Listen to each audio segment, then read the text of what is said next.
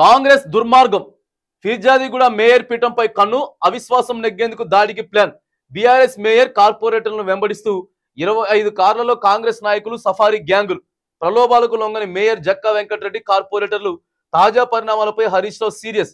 దాడులకు తెగబడితే చూస్తూ ఊరుకోమని చెప్పి హెచ్చరిక. ఒకసారి చూడండి, ఇక కాంగ్రెస్ దుర్మార్గం ఏం చేసిందనంటే, ఇక ఫిర్యాదిగూడ మేయర్ సీట్ ఏదైతే ఉన్నదో దాన్ని దక్కించుకోవాలనే ప్రయత్నం చేస్తా ఉన్నది. నేను అంతా కూడా హైడ్రామా నడిచింది.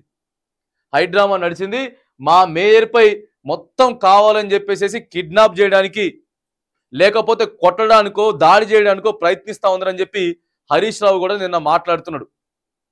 పోలీసుల దగ్గర నుంచి వెళ్ళి మీరు ప్రొటెక్షన్ ఏర్పాటు చేయండి అని చెప్పి హరీష్ రావు కూడా మాట్లాడిన విషయం మనకు కనపడతా ఉన్నది. చూడండి ఒకసారి, అవిశ్వాసం నెగ్గాలా.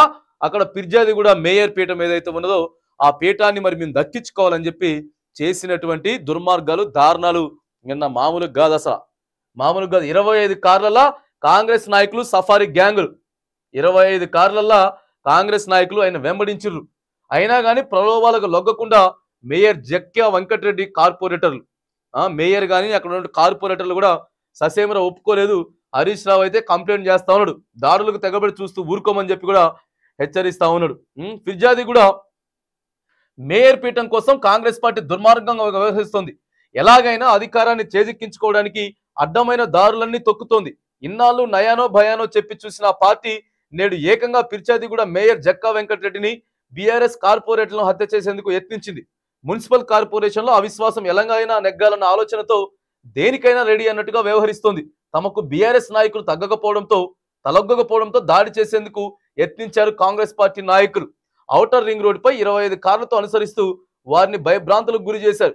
కాంగ్రెస్ నాయకుడు సుధీర్ రెడ్డి నేతృత్వంలో వెంబడించారని బీఆర్ఎస్ నాయకులు తెలిపారు. ఔటర్ రింగ్ రోడ్ పై ఎక్కడ పడితే అక్కడ తమపై దాడి చేసేందుకు చూశారని, కానీ త్రుటిలో తప్పించుకున్నామని తెలిపారు. ఒక పక్క ఎంత జరుగుతున్నా పోలీసులు మాత్రం స్పందించడం లేదని వాపోయారు. కాంగ్రెస్ దాడుల నుంచి తప్పించుకున్న అనంతరం మేయర్ జక్కా వెంకటరెడ్డి మీడియాతో మాట్లాడారు. ఈ రోజు ఔటర్ రింగ్ రోడ్డుపై నన్ను, నా సహచర కార్పొరేటర్ కిడ్నాప్, హత్యకు సఫారీ గ్యాంగ్ ద్వారా కాంగ్రెస్ ప్రయత్నించింది. అయితే ఆ కుట్రలు విఫలమయ్యాయి. సుమారు 25 కార్లలో వచ్చిన కాంగ్రెస్ నాయకులు 50 మందికి పైగా సఫారీ గుండాలు ఔటర్ పై గంటన్నర సేపు మేము ప్రయాణం చేస్తున్న వాహనాలను చేజింగ్ చేశారు. మా కారులను యాక్సిడెంట్ చేసే ప్రయత్నం చేశారు. భయభ్రాంతులకు గురి చేశారు. అవిశ్వాసం నెగ్గేందుకు కార్పొరేటర్లు కానీ, మేయర్ కానీ మేము ఇష్టంగా లేమని చెప్పి వాళ్ళు చెప్తా ఉన్నారు. ఇదేనండి, మరి ఇదేనా ఇందిరమ్మ రాజ్యం అంటే? ఇదేనా ప్రజా పరిపాలన అంటే? ఇదేనా అవతల ఉన్నటువంటి కాకుల్ని మా దాంట్లోకి రానియం అని చెప్పింది ఇదేనా?